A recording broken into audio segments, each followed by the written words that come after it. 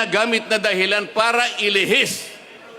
Para sa ganon makaiwas sa tunoy na tinutumbok ng kanyang mga testimonies.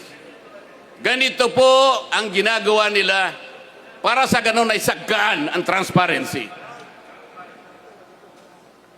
Mamaya po ipaliliwanag ko pa ang pangyayaring ito. Pagkatapos ginawa po ang tinatawag na ICI. Ito po yung Independent Commission on Infrastructure. Tinatanong ko po paano naging independent ang ginawa nilang ito samantalang sila po ay humihingi ng tulong sa House of Representatives, humihingi ng impormasyon sa Senado, humihingi ng impormasyon sa Sandigang Bayan, sa mga korte at sa lahat ng mga opisina ng ating pamahalaan. Magandang gabi po sa ating lahat, mga kapatid, mga kababayan. Okay pa po ba kayong lahat? Kayang-kaya pa po ba? Alam po ninyo, ang isang malayang pagpapahayag at maramihang pagtitipon, kagaya ng ating ginagawa ngayong gabi, ay kapwa karapatan na pinoproteksyonan ng ating saligang batas. Ang layunin ay naihayag na po ng nakaraang nakapagsalita sa atin. Tatlong bagay po ang ating hinahanap. Ang transparency, accountability, at justice. Transparency. Sa konteksto po ng ginagawa na pag-uusisa at pag-iimbestiga sa mga anomalyang paglalatag ng flood control project sa ating bansa, ito ay dapat lantad, bukas, katanggap-tanggap at makatotohanan. Hindi kagaya ng nakikita natin ngayon. Ako po ay magbibigay sa inyo ng mga ilang halimbawa. Halimbawa, nung ako po ay chairman pa ng Blue Ribbon Committee.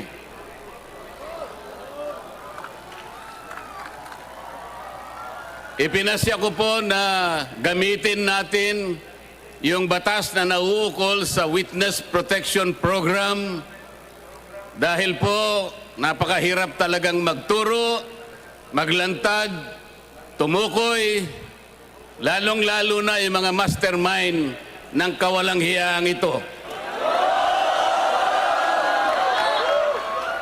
Meron pong nagkusa, kahit alam nilang mahirap at magsasakripisyo sila, sapagkat manganganib ang kanilang buhay, pati na ang kanilang pamilya. Ang tinutukoy ko po ay ang mag-asawang Diskaya. Para sa ganon ay makatulong sila sa Estado na hanapin natin kung sino yung utak, kung sino ang mastermind. Hindi pa po nakapagsisimula ang proseso, ay pinagsikapan na po na sila ay pigilan. Dahil sa umpisa pa lamang ng kanilang sworn statement, natukoy na nila initially 17 members of the House of Representatives. Kaagad sinabi na noon ay Secretary ng Department of Justice, Boying Remulla, na bago maproseso ang aplikasyon ng mga Diskaya upang baka sakaling sila ay maging testigo ng Estado, kailangan muna silang magsoli ng inaakala niyang nakulimbat nila. Ang sabi ko po sa kanya, hindi naman po pwedeng sa aplikasyon pa lang, sa pagpoproseso pa lang, ay bibigyan mo na sila ng isang requirement na kailanman ay hindi nakasulat sa ilalim ng batas. Ngunit, pinilit po niya. Ang sabi ko pa sa kanya, ang korte lamang ang magsasabi kung magkano ang isusuli ng isang tao pagkatapos ng paglilitis. Sapagkat ang korte rin naman ang magtatakda kung yung nag-a-apply sa Witness Protection Program ay a-approvein ng korte. Ang mag-a-approve po ay korte, hindi po ang Department of Justice. Ngunit dahil ayaw po nila, natatakot sila na baka sakaling magsalita pa ang mga diskaya hanggang ngayon ay hindi nila pinapayagang ang proseso para sila ay makapag-apply. Isa ito sa paraan para sa ganon ay hindi matupad ang transparency. Mamaya po ipaliliwanag ko pa lalo ang bahagi na yan. Ang isa pa po na testigo na inaakala ko na pinakatotoo, the most credible witness ever produced by the Blue Ribbon Committee, Orly Gutesa. Siya lamang po ang tumukoy at kumonekta sa pagitan ni Saldico at ang dating speaker, Martin Romualdez. Wala na pong iba. Wala na pong iba. Natakot silang lahat sapagkat totoo ang sinasabi ni Orly Gutesa. Ano po ang ginawa nila? Ang pinagtuunan po nila ay hindi umano na peking notaryo. Paano po mapepeke ang notaryo?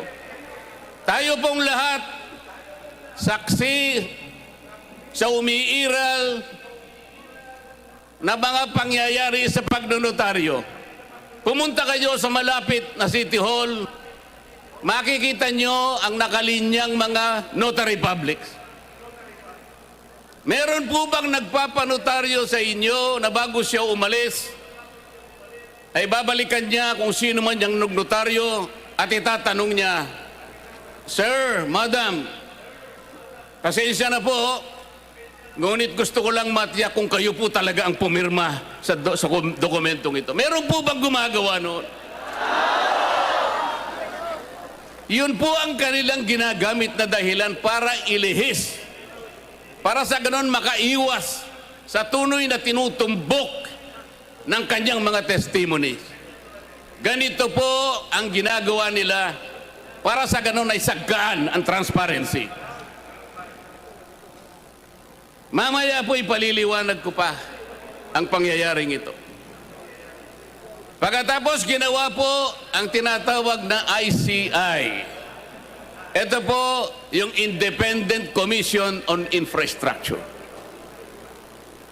Tinatanong ko po paano naging independent ang ginawa nilang ito samantalang sila po ay humihingi ng tulong sa House of Representatives, humihingi ng impormasyon sa Senado, humihingi ng impormasyon sa Sandigang Bayan, sa mga korte at sa lahat ng mga opisina ng ating pamahalaan. Hindi siya independent. At hindi pinakikita yung kanilang proceedings. Mga ilang linggo na ang nakararaan, nagsubmit ng affidavit ang dating Speaker ng House of Representatives. Meron po bang nakaalam sa inyo ng pangyayaring ito? Iniulat ba nila sa atin kung anong nilalaman ng affidavit ni Martin Romualdez? Wala po. Hindi po. Talagang gusto tayo ay hindi natin makita ang katotohanan. Ililihis, isisinsay ang katotohanan. Papayag po ba kayo sa ganitong patakaran? Mga kababayan, ang sinusuri, ang iniimbestiga na bilang ng mga flood control projects ay hindi bababa sa 9,000. Sa ngayon po, ang sabi po nila ay nakapagpalitaw na sila ng 500 ghost projects. Hindi ko po alam kung paano nangyari ito. Ang Department of Public Works and Highways gumagamit ng sari-saring applications. Meron silang tinatawag na IMS, merong PCMA, merong MYPS, merong Survey 123. Ang lahat po ng aplikasyon na ito ay di umano'y ginagamit para matukoy ng ganap kung nasaan ang flood control projects. Pero ang totoo po, wala naman pala silang ginagamit mga satellite. Yung sinasabi nilang real-time geotag na project ay marami po ang sablay. Kaya hindi po talaga natin kailanman madidetermina ilan ang ghost flood control projects. Meron pa silang tinatawag na quality assurance units. Ito pong opisinang ito ang nakasentro sa pagtingin sa kalidad sa pagkakagawa ng mga flood control projects. Ito ay mula sa kanilang central office, meron silang satellite office sa kanilang mga regional offices at ganun din sa mga district offices. Meron pa silang tinatawag na CPS. Ito po ay yung sistema para sukatin ang competence, ang kakayahan, ang kalidad ng mga contractors na gagamitin. Kung lahat ng pamamaraan na ito, kung lahat ng sistemang ito ay kanilang sinunod, kailanman ay hindi magkakaroon ng ghost projects. Anong ibig sabihin po nito? Hindi po nila sinunod ang mga tuntunin. Nagbulag-bulagan sila sa mga tuntunin. Sapagkat ang pinag-uusapan natin ngayon, mga kababayan, ay halos 1 trilyon piso na nakulimbat sa kaban ng bayan. Ito na po siguro ang pinakamalaking pagnanakaw sa kasaysayan ng Republika ng Pilipinas. Tama po ang mga sinabi ng naunang nagsalita sa atin. Kailangan po natin talaga ang transparency. Kailangan po natin talaga ang accountability. Kung walang transparency, hindi natin makikita, hindi malalantad sa ating lahat. Kung sino ang utak, kung sinong pinuno, kung sinong nag-isip ng lahat ng bagay nito. At kung hindi sila magiging accountable kahit kailan, ay hindi magkakaroon ng hustisya sa ating bansa.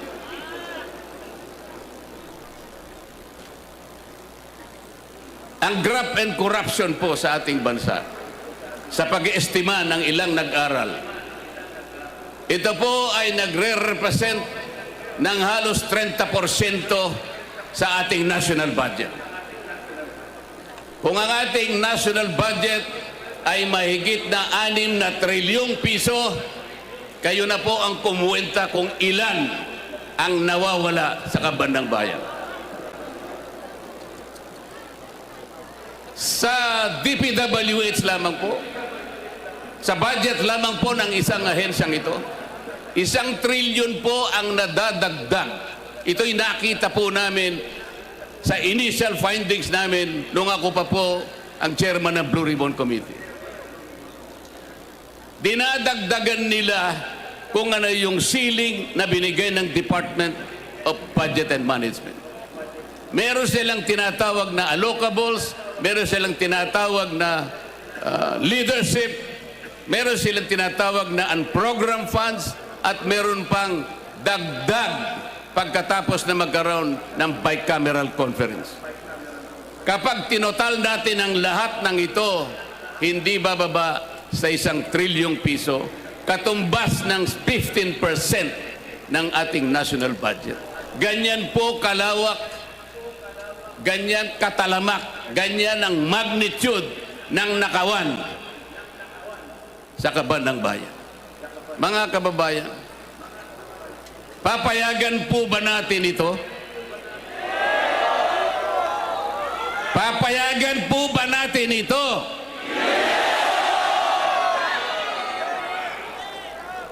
Ano po ang nangyari dahil ganito nga ang naging resulta? ng mga pangyayari. Alam po ba ninyo kung magkano ngayon ang outstanding debt, ang pagkakautang ng ating bansa? Alam po ninyo kung gaano ang halaga ngayon na utang ng ating bansa? 17 trillion pesos. Katumbas po yan ng 63% debt to GDP ratio. Ano po ang ibig sabihin niyan? Masyadong mataas po yung bahagan, yung ratio ng ating pagkakautang sa ating national na pangkabuhayan. Ang ibig sabihin po niyan, pagka mataas ang ratio, nag-aatubili, nagkakaroon ng pag-aagam-agam, natatakot ang mamumuhunan sa ating bansa. Baka hindi tayo makabayad sapagkat masyadong mataas ang ratio. Pati po yung mga nagpapautang na pandaigdigan, nagmamasid na lang sila. Tinitingnan kung tayo makakabangon o hindi. Yan ang magiging kalagayan ng ating bansa sapagkat mawawalan na sila at nawalan na sila ng kumpiyansa sa ating kakayahan na bumangong muli. Ang ibig pang sabihin yan, kung 63% ang ratio ng ating pagkakautang sa ating pangkalahatang kabuhayan, 63% ng ating kabuhayan ay nakalaan lamang sa pagbabayad ng ating utang. Ilan po ang matitira? 37% na lang ang gagamitin na panustos sa pangangailangan ng bawat isang mamamayan. Papayagan po ba natin ito? Alam po ninyo, mga kababayan, hindi lamang po tayo nakakakita nito. Ang mga kapitan ng mga industriya sa ating bansa, ang Philippine Chamber of Commerce and Industry, ang Federation of Philippine Industries, Management Association of the Philippines, European Chamber of Commerce of the Philippines, mga kinikilalang organisasyon ng pangangalakal at pagninegosyo sa ating bansa. Sila man ay natatakot, sila man ay nangangamba, nag-aatubili kung mamumuhunan pa. Ito ngayon ang kinasadlakan ng ating bansa. Yung pong namumuhunan na nanggagaling sa iba't ibang bansa o ang tinatawag nilang foreign direct investments, ito po'y napakamabisang asset na nagagamit natin para palakihin, para pasiglahin ang ating ekonomiya. Alam po ba ninyo kung anong nangyari? 40% ng dumarating na investment sa ating bansa ay bumagsak. 40% na mahigit po. Ang sabi pa nila, at nabanggit na po kanina, ang ating stock market is the worst performing stock market in this region. Ang ating pera, ang ating piso na ngayon ay halos 60 pesos per $1. It is the worst performing currency in the region. Ang nangyari dyan at naging resulta po, kaya naging mababa pati productivity ng ating agriculture. Pati po, ang ating turismo ay naging matamlay. Pati ang ating kalakalan ay naging matamlay. Ito lamang ang nagiging bunga ng korupsyon sapagkat ayaw nilang ilantad at gusto nila ay makaiwas sila sa pananagutan. Ito pa po ang isang problema. Magkano po ang itinakda na budget para sa isang taon? Alam po ba ninyo, mga kababayan, kung magkano? 6.7 trillion pesos. Yan po ang magiging budget natin sa susunod na taon. Magkano naman po ang kikitain natin o tinatawag na projected revenue sa isang taon? 5 trillion daw po. Sa makatwid, mas malaki po ang ating gagastusin kaysa ating kikitain. Magkaka-deficit po tayo ng 1.7 trillion pesos na uutangin na naman natin sa susunod na taon. Ano po ang ibig sabihin nito? Yung 1.7 trillion na uutangin natin, mangangahulugan na tayo po ay mangungutang ng 142 billion bawat buwan. 4.7 billion bawat araw. O katumbas ng 197 million bawat oras. Hindi po ba kayo kinikilabutan, mga kababayan? Papayagan pa ba natin ito, mga kababayan? Hindi ba dapat ilantad lahat kung sino ang gumawa ng kawalang-hiyaan na ito? Alam po ba ninyo kung ano sinasabi na saligang batas? Tungkol sa bahaging ito na ating pinag-uusapan ng gabi. Yung graft and corruption. Yung paglilingkod sa ating pamahalaan. Article 2, Section 27 of the Philippine Constitution.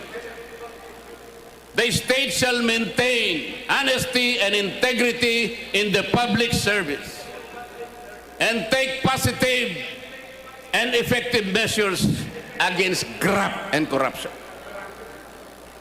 Dapat panatilihin ng Estado ang isang tapat at may integridad na pagsisilbi sa ating bayan. At kailangan maggawa ng positibo at epektigong pamamaraan upang labanan ng katiwalian at korupsyon. Yan po, yan ang sinasabi ng ating saligang batas. Pero ano po ang ginawa nila?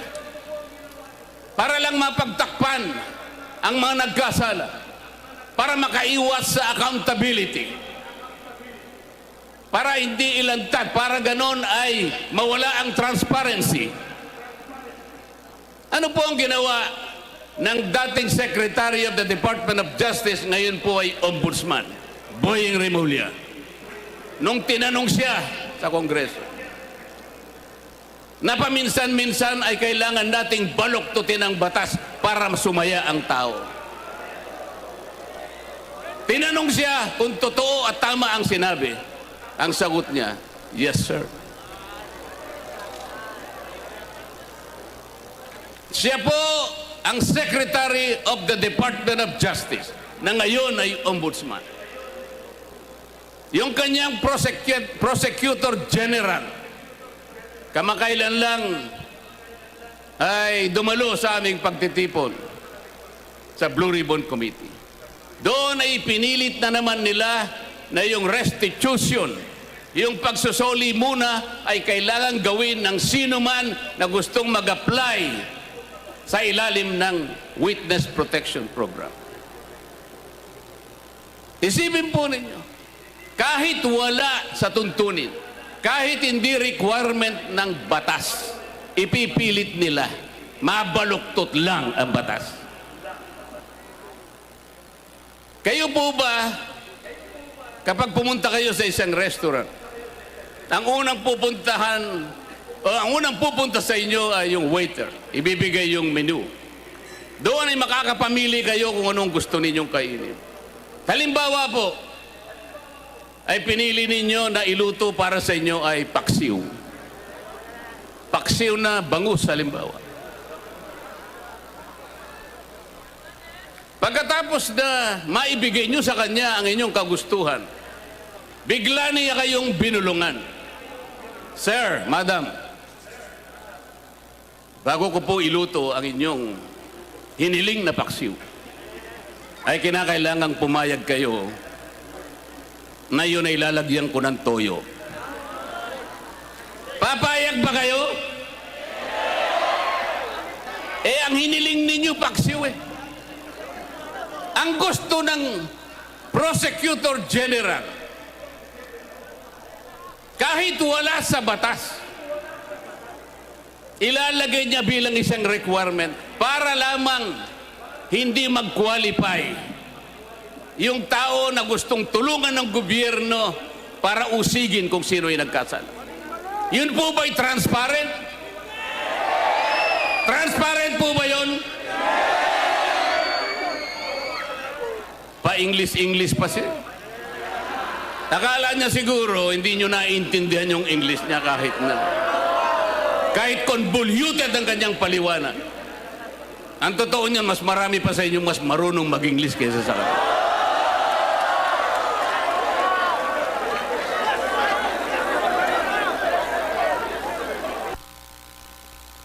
Lumabas ang video ni Saldico.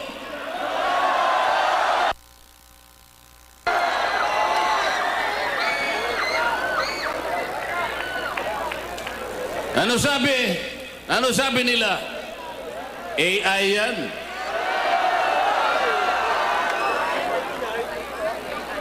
Ano? Sasagkain na naman nila yung transparency. Palalabuin na naman nila.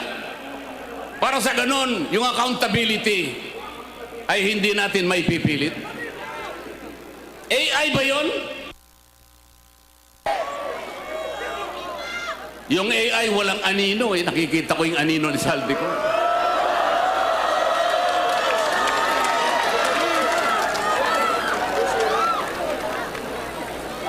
Ngayong kahapon, dahil nakita nila yung paglalahad, yung video recording ni Saldico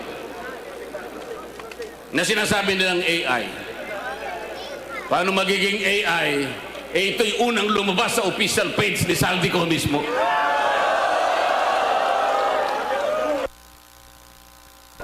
Nagpalabas ng statement ang ombudsman. Ano sabi nila? Kahapon lang ito. O para bago namin tanggapin yan, kinakailangan ay umuwi ka rito at paberipika mo yan. Siguro panutaryo mo yan. Gawin mong opisyal yan. Lahat na po ng requirements ngayon ay kanilang hinihiling. Nakalimutan nila sa mismong charter ng ombudsman, yung mismong batas na gumawa sa opisina ng ombudsman. Pwede kang maghain ng complaint sa anumang kaparaanan at anumang forma. Kahit anonymous tatanggapin. Paano natin may papalitaw ang transparency at magkaroon ng accountability sa ating bansa kung ang namumuno sa Ombudsman Office na dating Secretary ng Department of Justice at ang kanyang Prosecutor General, sila ang unang taga-usig, sila ang unang dapat magsampa ng naukol na kaso para sa ganun mapanagot natin ang nagkasala. Sila pa ang nangunguna para pagtakpan lahat ito. Papayagan po ba natin yan? Hindi ba iniinsulto nila tayo niyan? Papayag ba kayong mainsulto? Yung pangungutang po, walang problema yan eh. Tayo po, sa maraming pagkakataon, nangungutang din tayo. Ang pinag-uusapan ay yung paggamit mo sa utang. Yung marunong gumamit, magninegosyo siya, kumita siya ng sapat, nabayaran niya yung utang niya, nakapag-ipon pa siya ng konti para sa kanyang pamilya. Ganon dapat. Mangungutang tayo para kulimbatin. Mangungutang ka, hindi para sa ikalalaki, ikasisigla ng ekonomiya. Ang utang ay nanakawin pa. Anong mangyayari sa ating bansa?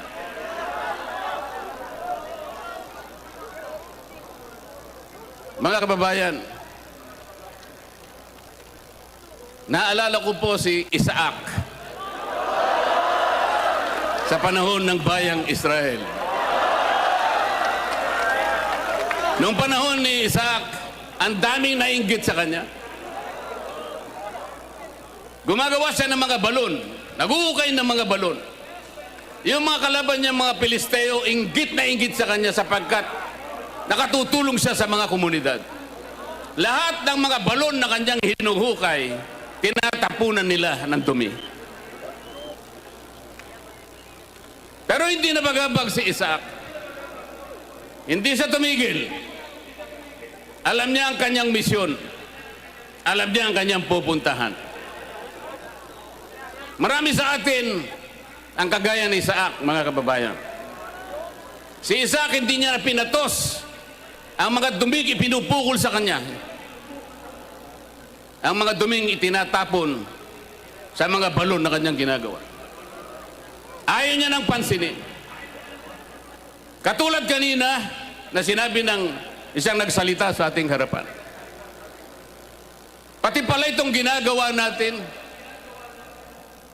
na isang karapatan ng bawat Pilipino sapagkat ang ating kagustuhang hilingin sa ating pamahalaan na iwasto at bigyan ng lunas ang ating karangingan sapagkat nakita natin ang epekto ng malawakang pagbaha.